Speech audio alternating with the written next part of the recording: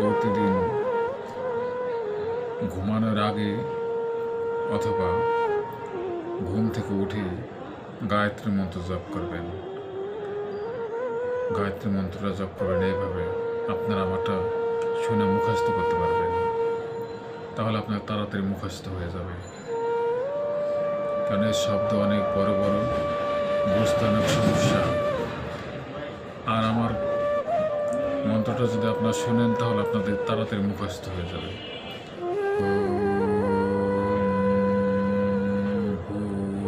ভূর্ভুবস্স তৎসবিতুর্বরেণ্যং ভর্গো দেবস্য ধীমহি ধিয়া য়ো প্রচোদয়াৎ।